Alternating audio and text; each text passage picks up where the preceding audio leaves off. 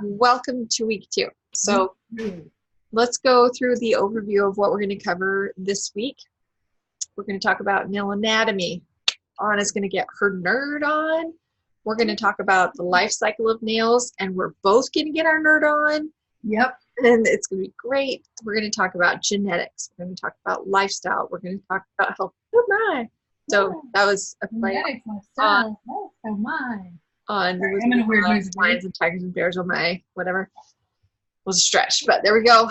And then we're going to talk a little bit about how to make the best with what you've got. And we'll go into that more next week of weird stuff happens. So just be patient with us. We're just giving you, we're fire hosing you every week. Yeah. But we can only fire hose you so much before it's way too much. So we have to chop this down into weeks. So this is what we're doing. So Anna, anatomy of your nails. Let's talk about the anatomy of your nails. So, yes, please. In the 7 years that I've been doing this, I have watched this image change a lot. And so what we understood back then keeps changing as Doug talks to more people, more medic doctors, more dermatologists, all of this. So here, this area used to be considered the proximal nail fold of the proximal fold of the eponychium. Well, now, so that's that tight band of skin. Okay, well now we've learned that the eponychium cells are actually one layer of cells that sit on top of the nail plate when it's being made. So it's under the skin. Yeah, it's under all of that skin. But as it's growing out, so you can see these little balls, and those skin layers turn into cuticle tissue because they're tightly gripped to the nail plate. And the nail plate is this yellow area. So we now call this the proximal nail fold, and it goes all the way up to your first knuckle. So, So, okay, I guess I haven't ever actually gone through and talked about every single part. So we all know we've got our distal phalange, the hip bone. Yeah. So that's that last digit. The nail bed, pink part underneath the nail plate. So this yellowy area is the nail plate. That is dead.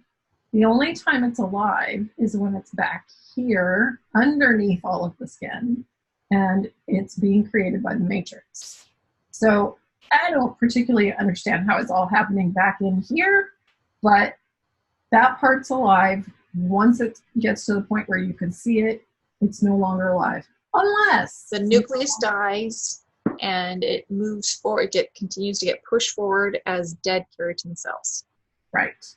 And so we don't normally see that unless you have a lumula. So that moon that's down there, that is the exposed portion of the nail matrix. And that's why those cells, while they're alive, they're opaque. So I'm going to throw an analogy at you, Anna. So all the nail plate things is like your hair that has left your hair follicle. Yep.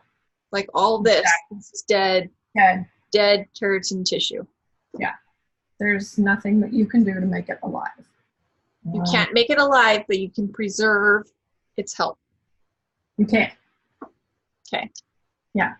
Okay. So, then we've got two layers.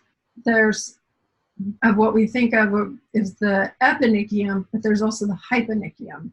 And so that is this area underneath the nail plate, right when it leaves the nail bed and becomes a free edge. And then the stratum corneum, that's just the top layer of skin. Stop touching it. Okay. What? Yeah. Okay. I'll stop touching the mouse now. Okay. Get it bigger. Okay. So I think I've covered that one. Okay.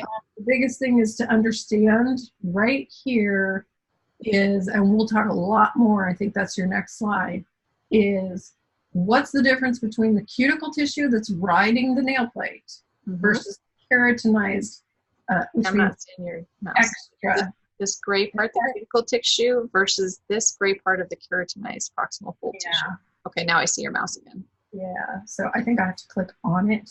Okay. So this area right here between what is the cuticle tissue, which rides the nail plate, versus what is the keratinized proximal nail fold, which is that band of skin that can get stretched out by the cuticle because the two have a death grip.